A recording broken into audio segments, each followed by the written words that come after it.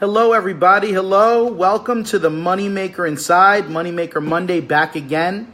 We had a 2-week hiatus where I had the privilege of being in the Dominican Republic for a glorious, glorious retreat called the Metamorphosis. I want to welcome everybody back, but first I want to just thank everybody that was on the Metamorphosis tour, whether you were a participant, you were there assisting, you were a trainer. It was such a magnificent, magical 4.5 days. And I know that we will have cultivated lifelong relationships, lifelong partnerships. And that's a priceless thing. So I want to first mention that and let everybody know that we're having, for those of you that missed, because I spoke to a lot of people that couldn't make Metamorphosis retreat in Samaná. We're having another retreat, and that announcement just happened. It is the Metamorphosis Bali, and Metamorphosis Bali promises to be a sacred journey where we're going to be talking about all kinds of healing modalities, and all kinds of amazing components are being put together to once again connect you to your butterfly. You know, each one of us has a caterpillar that is destined to be a butterfly, and the game of life is figuring out what are your gifts, figuring out what are your strengths, and how to cultivate it. How to cultivate it, not just for you, but for humanity, because your gifts are the gifts of humanity. So I want to share that with you. There'll be more information about the Metamorphosis Bali as we go further along. There's about 7 months between now and then. If anybody knows already that you want to be booked on the tour, and seats are limited, we're capping it at 14 people, please let myself know, let Michelle know. You can put it on this Facebook Live comments, or you could private Facebook Messenger me, and we'll get that all taken care of. So with that, without further ado, welcome to Moneymaker Mondays. I almost have to hesitate as I said it, because it's been we took 1 week off, so it's been 2 weeks now, and that's 1 week too long. So I'm just excited to be back. Today we're going to be talking about something that's very critical. I think a lot of people know this is critical, but knowing and doing are two different things. We've said it before. Common sense isn't common. If it was, we'd all have six-pack abs. We all know what to do to make results happen. Doesn't mean we do it. So this is about setting the tone in the morning, or what I call the Millionaire morning mindset. Setting the tone in the morning, winning the first hour of your day. When you win the first hour of your day, it equals to winning the day. That's how I wholeheartedly believe in that. I think you set the tone, you set the context right in the morning, right in the first 5 to 10 minutes when you wake up with those negative thoughts or positive thoughts or random thoughts, whatever they are. How are you processing that information? How are you turning that into something that's usable, that energy into something that is in alignment with what it is that you want from the day? How do you succeed in the day? By taking that information and converting the energy into something that can be used, potential energy into usable energy. So we're going to talk more about that. But first I want to start by telling you about an interview. And this is going to lead right into the talk topic, an interview that was done a couple of years back between, at the time, the two richest men in the world, which was Warren Buffett and Bill Gates. You know, since then, Jeff Bezos has kind of taken over that spot with Amazon. But at the time, Bill Gates was the richest man in the world. Warren Buffett was the second richest man in the world. And an interviewer asked this question. He said for them to write down on a piece of paper in one word what they attribute to their success. And would you believe that they both came up with the same answer? Warren Buffett and Bill Gates, when they turned the paper over, both of them said, focus. So this is a real critical point to talk about here, is focus. When we talk about winning the day, we're talking about being able to create clarity first and foremost as to what it is that you want, why it is that you want what you want. And when you know what you want, when you know your why, your emotional buy-in as to why you want the things that you want, anything is possible. And to the extent that we can harness our energy and really connect to why we're here. Why do we exist? What is our destiny? What is our calling in life? Why are we here? What are our gifts for? Each and every one of you has a gift. Each and every one of you is a genius. But what is your genius for? What is this purpose? Who ultimately benefits from your success? Who are the people that you have been destined, that you've been brought here, anointed with these gifts to serve? So I will say this. Focus is one of the most critical things. They asked Martin Luther King during an interview many years back, they said, what is your goal in all this? Like, what is it that you want to do? And Martin Luther King said, I only have two goals. So listen to this. He said, I only have two goals. One is for people to live in peace and harmony. And the second thing is to do God's will. That's it. That's all he said. For people to live in peace and harmony, and for him to be able to do God's will, whatever that was for him.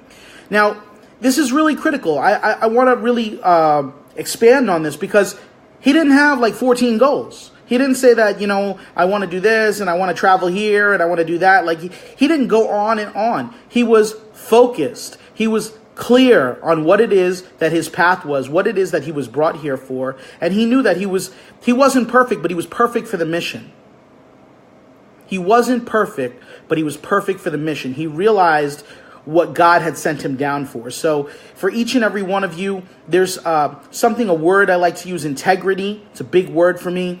And there's an integrity in saying no to things. There's an integrity to being able to say no to things because you have pre-existing endeavors on your plate.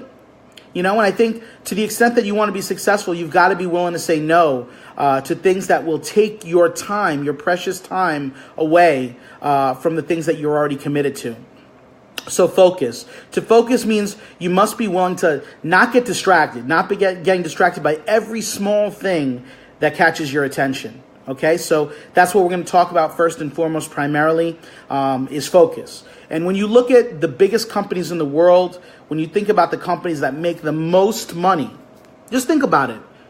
Apple Computer. When you think about Apple, the largest company in the world, most financially profitable, most lucrative company in the world, they still make the majority of their revenue from their iPhone sales. So, people might say Apple's a one-trick pony, but that one trick is massive.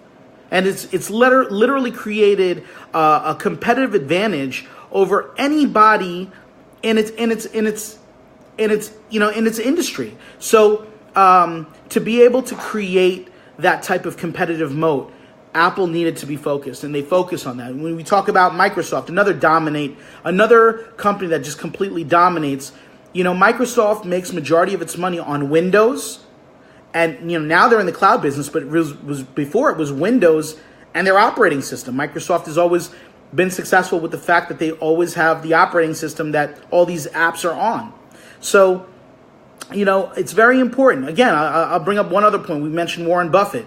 When you talk about Warren Buffett, his company, Berkshire Hathaway, that company only has, till date, 49 companies in its portfolio of $191 billion.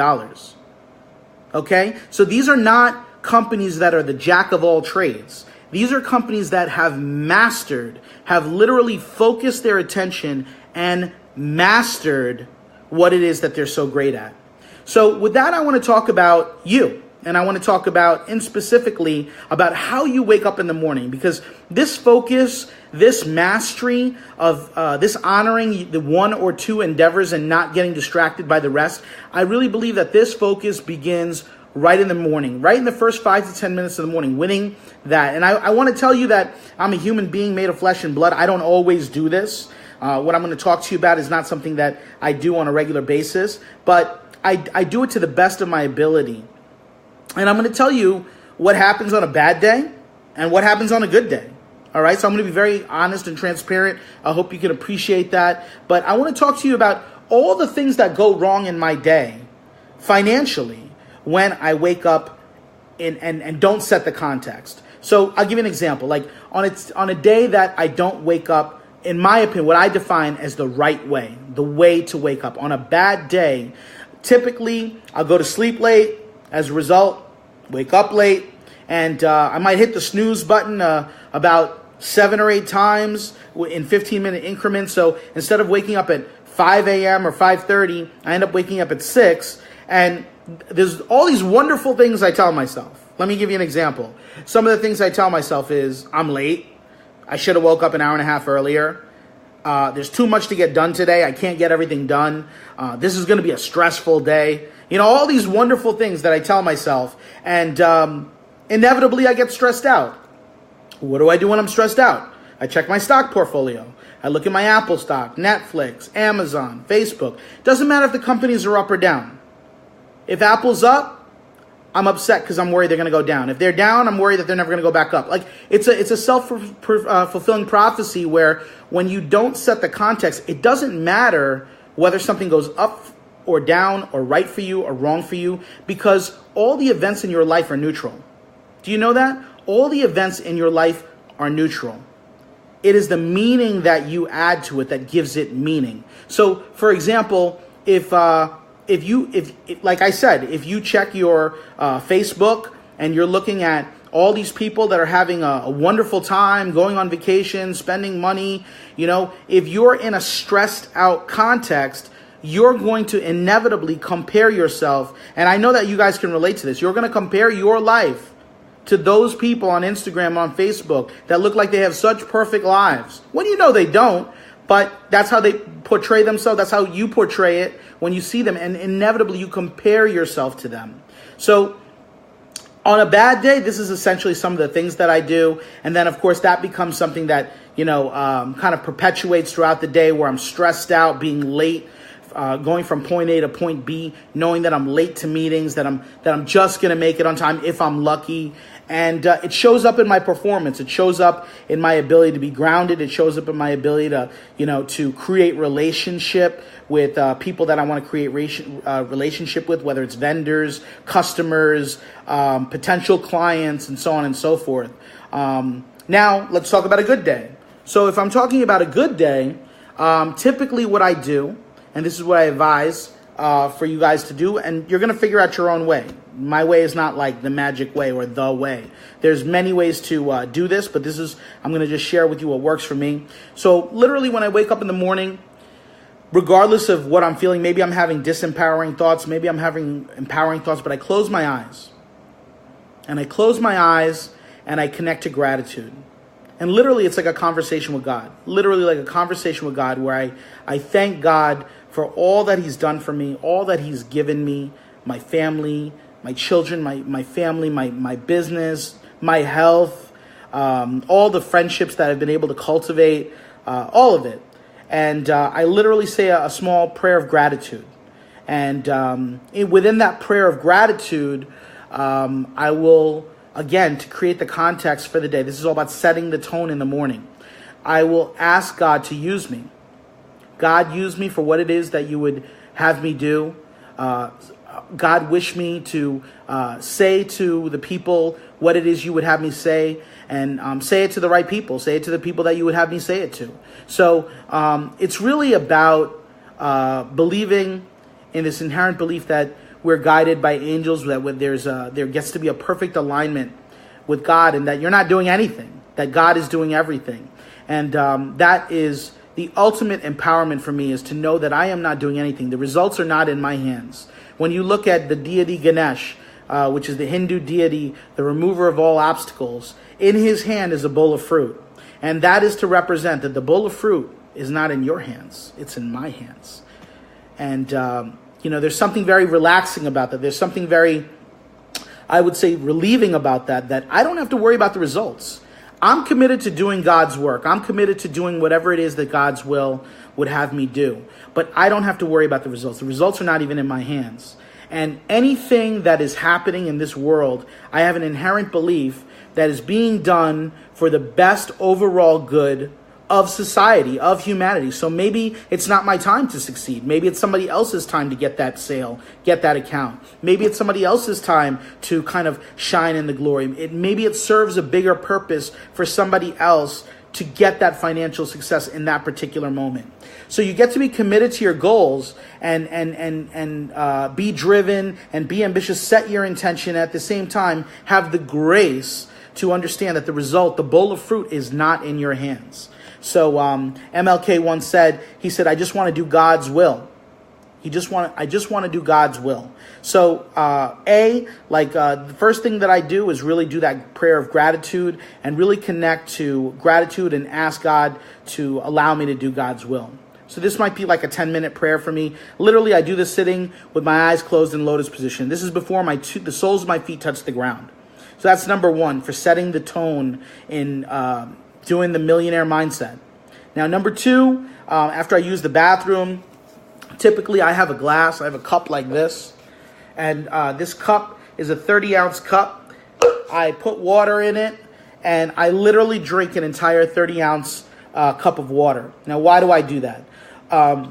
Outside of the obvious, which is to hydrate yourself, there's nothing better than water in the world, and hydrating yourself, there's something spiritual about water for me, in the morning especially. When you drink it, as it goes down my esophagus, as I feel it run down my chest into my belly, as I feel the water come down, there's like a nurturing, it's like a connection that I have to all things. I start to think about the clouds in the sky. I think about the ocean. I think about all the plants and trees that need water to grow, animals that need water to survive.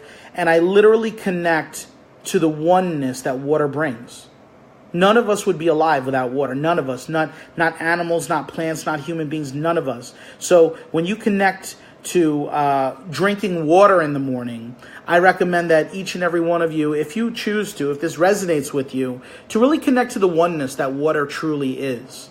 So that's my number two. So number one was prayer, and whatever your prayer is, for me, it's a prayer of gratitude and a prayer of God, use me for what it is that you'll have me do, God's will, my God's will prayer. The second thing is to drink that glass of water, have that 30 ounces and connect to the oneness of what it is that water means. Just like some people connect to breath, because breath is what brings life. For me, water is what brings life. So after that, I put my sneakers on. I go upstairs. I'm lucky enough. I got the gym upstairs. I press the elevator button. I go meet my trainer, and we go work out. Motion creates emotion. So, movement is a big thing. I think there's something about movement. I don't know all the science behind it, but there's definitely something. I'm sure a personal trainer could jump in and just, kind of expand on this. But there's something so empowering about working out in the morning and getting your workout in, getting it over with,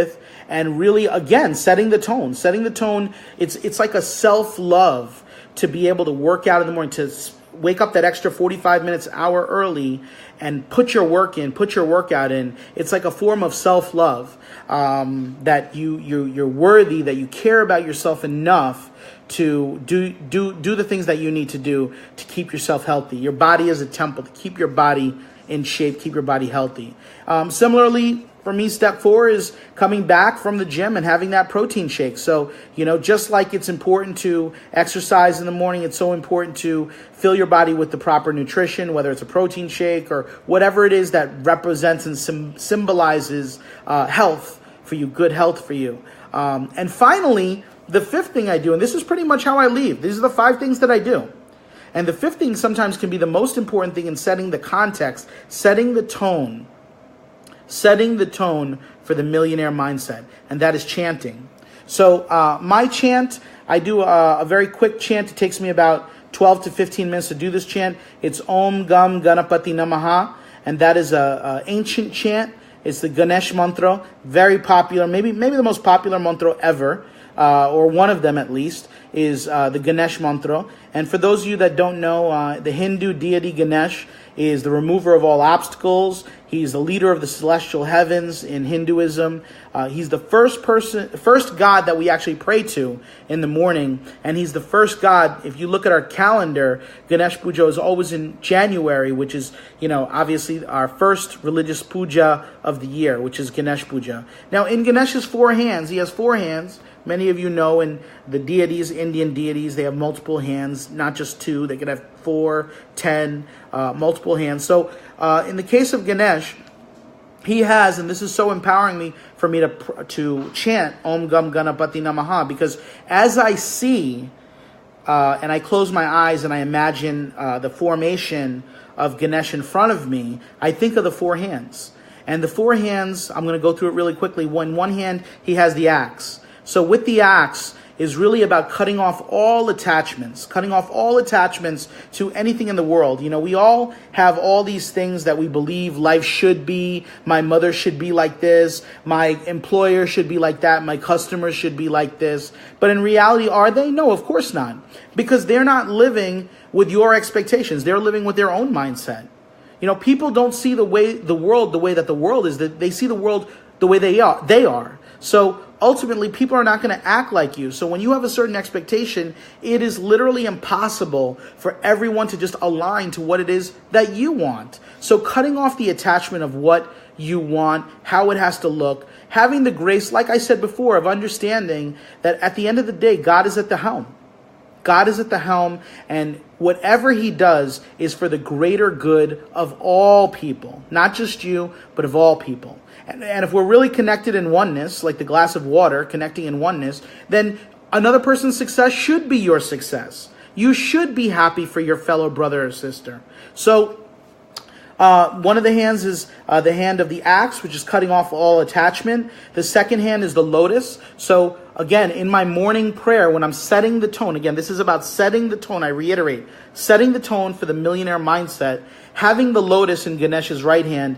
The lotus, what is the symbolization of the lotus? The lotus grows from the mud. So it's kind of like the diamond in the rough. From nothing or from dirt emerges this beautiful, elegant, sexy, sophisticated, however you want to depict a lotus. It's just a gorgeous, gorgeous creation. But essentially it came from a very humble beginning.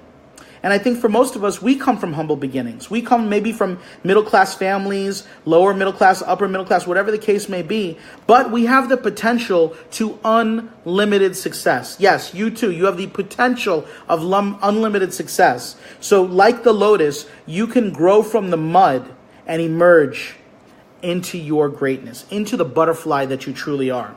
And that leads me to the third hand of Ganesh. And Ganesh in the third hand, so we covered the lotus, we covered the axe.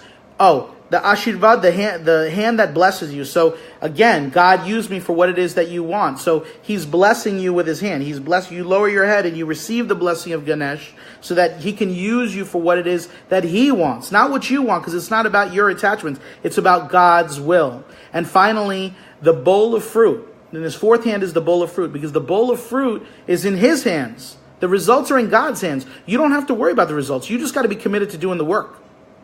Be committed to the work, and I promise you, everything else will sort itself out. No need for attachments. Living an empowered life means a life without attachments.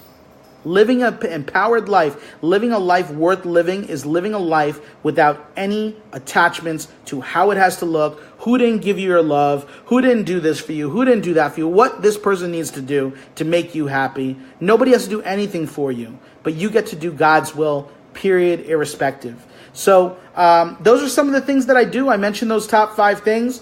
I want to put some honorable mentions, things that I don't do, but other people do that have, that also empower them. So I'm just going to list them. One of them obviously is yoga. And anybody that does yoga, there's, several different kinds of yoga, vinyasa, of course, Bikram yoga. There's so many different kinds, Kundalini. And, again, it's about finding out what fits for you. I'm not a yoga guy. Not at this juncture in my life. I'm 41 years old and it hasn't called me yet, but that doesn't mean it won't. Staying open-minded, staying somebody that believes that healing modalities work. Yoga could be something that's very instrumental to your growth, to your progress as a business person. So yoga, breath work, something my father does every morning. He wakes up and he does this type of fire-breathing breath work that, again, just like I was talking about water, many people feel that way about breath. That breath is essentially the essence of life, just like water is the essence of life. And that through breath, we connect to who we truly are. We connect to our true consciousness, and we are able to be present in the moment. For some people, it's not going to the gym, it's running. So there's people out there that do their morning walks, that do their runs. Also could be very important. Some people like to journal. Journaling is another great healer. I don't do it in the mornings, but I like to journal. Some people like to wake up in the morning and journal. So again, see what works for you. You got to figure out the formula that works for you. And finally, and this is going to lead me into the next part of this discussion, is reading.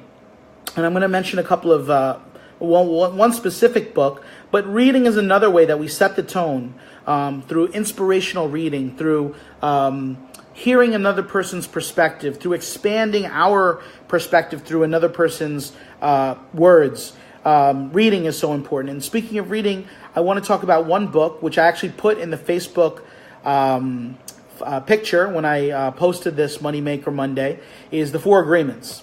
And some of you know about the Four Agreements. Many of you know about the Four Agreements. Obviously, it's written by Don Miguel Ruiz, and it's a very, very famous book.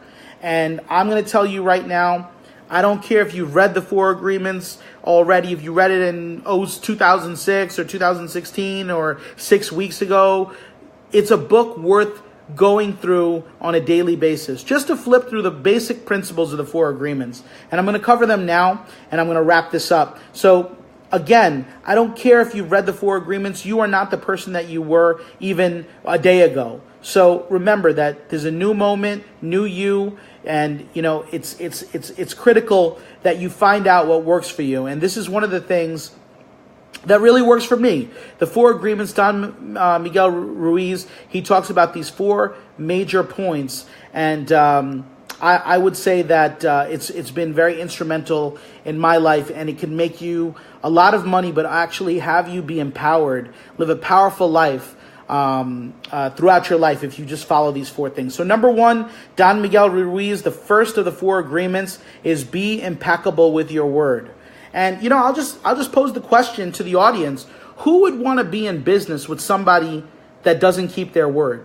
If you just sit back and think about it, being impeccable with your word. Don Miguel Ruiz talks about being impeccable, being in integrity with what you say, what you mean, what you say, and say what you mean. And I'm in business right now with people that are out of integrity with me. That's just part of human nature, I suppose. And there's nothing wrong with that. There's nothing wrong with being out of integrity, but it's just not workable. There's not a workability there, and it doesn't create for a sustainable success. So chances are, and you know who you are, if you're out of integrity with me, you already know that we probably won't do business again. And that's okay. We'll stay friends, but the people that I do business with are people that honor their word, that honor their agreements. And when they don't honor their agreements, they clean it up. We're all human. We're going to make mistakes, but having the courage to clean it up, call up and say, hey, listen, I want to just acknowledge the breakdown. I want to just acknowledge the fact that, I gave you my word about something and that I didn't fulfill on what it is that I told you I was going to do. And what you can count on me from now on is, and then you clean it up. It's as simple as that. I think oftentimes we make it bigger than it is. We make it more heavier than it is, and it doesn't have to be. So number one, honor your word. Customers, you know what they want? They want predictable outcomes. So when you make a promise to a customer, to a client, to a vendor, understand that they're making a promise off your promise. If you tell them that they're going to get the material on Monday, and then they promise and turn around to their customer and say, all right, you're going to get your material on Tuesday, they're making a promise off your promise. If somebody tells you you're going to build a website and you're going to have it done by a certain amount of time, and then you don't have it done, chances are there is going to be prices to pay for that promise. So how sustainable you are in business is going to be down to honoring your word, because customers want predictable outcomes. They want to know. That's going to lead me to number two. And again, what I'm talking about specifically is the Four Agreements. Don Miguel Ruiz, fantastic book. And it's don't take things personally. Oftentimes we have very thin skin as business people. And, it ends up impacting our lives. It ends up having us pay prices because we took something so personal. A person may have said that they don't want to do business with you. Doesn't mean that they don't want to do business with you in the future, but basically what they might be telling you, and this is all about your interpretation, how you take it, is they might be saying that they don't want to do business with you at this current time. They don't want to do business with you now. But that has no bearing on the future, because who you are and who they are in the future is a completely different dynamic. So don't take things personal. I can't tell you how much money I've lost in business just by this one thing, taking things very, very personal at a young age when I was starting out in business in my 20s.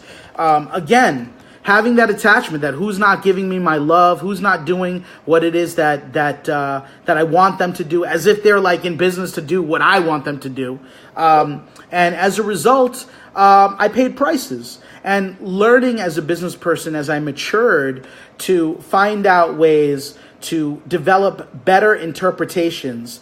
Better interpretations. What's up, Maurice? So better interpretations on how to process information, how to not take things personal. So that leads me to number 3. And number 2 and number 3 kind of go hand in hand. And Don Miguel Ruiz, he talks about don't assume anything.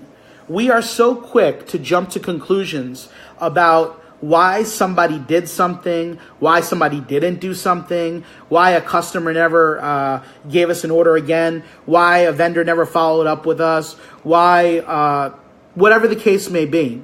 And we assume so much instead of taking action. And when we make assumptions instead of having clear agreements, when we make assumptions instead of communicating, when we make assumptions instead of going out there and knocking on doors and shaking hands and cleaning things up if they need to be cleaned up, we miss out on all those opportunities. Folks, I want to reiterate one point. We miss out on 100% of the opportunities we don't take. We miss out on 100% of the opportunities we don't take. How often in your life have you missed out on an opportunity because you assume something? You assume something about another person, what they were thinking, what they were thinking about doing, that they didn't want to maybe work with you, whatever the case may be, only to later on find out that that wasn't the case, that you were completely off base and kicking yourself that, oh my God, how in the world did I let so much time go by? You know? And finally, the fourth thing, it's kind of like, seems like a common thing, but again, common sense isn't common. We all know that. Common sense is not common. It's the fourth agreement of the 4 agreements. Always do your best. And, you know, this ties back to number 1, integrity, because I think they go hand in hand in the sense that just like number 2 and 3 go to hand in hand, don't take things personal and don't assume anything. I feel like being in integrity and always doing your best also go hand in hand. Always doing your best is good enough. You know, a famous quote by Wolverine in X-Men. He said, "Your best is good enough." And that's the bottom line, is for each and every one of you, believing that your best is good enough. Most of you don't believe that. Most of you don't believe that if you were to give it your all, that you could live with yourself, that you could live with the outcomes. But I promise you that if you give everything you have to any endeavor, and then when your head hits the pillow at night and you start to reflect on all the outcomes, I don't think whether the outcomes are what you intended or not what you intended, that it would bother you. Because I think you would be so generally content, and not just content, but in love with yourself, that you were willing to fight for what mattered to you. You were willing to fight for the things that are meaningful to not just to you, but to your family, to your entourage, to your favorite charities, to the things that matter to you, to the legacy that you want to leave behind, to the mark that you want to leave behind on this world. So always doing your best is all you need to ever do. All you need to ever do is give it your 100%. So thank you, Maurice. I'm going to preach. You right. You damn right I'm going to preach. So those are the 4 agreements. Again, just one example of a book that you could read in the morning to really capture the essence. Number 1, of why you're here, why you're in business, why you want to be in business. What is that business going to provide for people? How are your successes the successes of other people? How is it that people win when you win? And how ultimately are you going to be remembered? I hate to be all woo-woo about this, but you know, inevitably, every one of us is going to be faced with the same questions on our dying bed. And that is, what did I do for people? Was my life all about me, or did I do things for others? And each and every one of us is going to have to answer that question at one point. And hopefully we can look ourselves in the mirror and answer that question now, rather than waiting for another 50 years to go by to really be caught by surprise by the answers to those questions.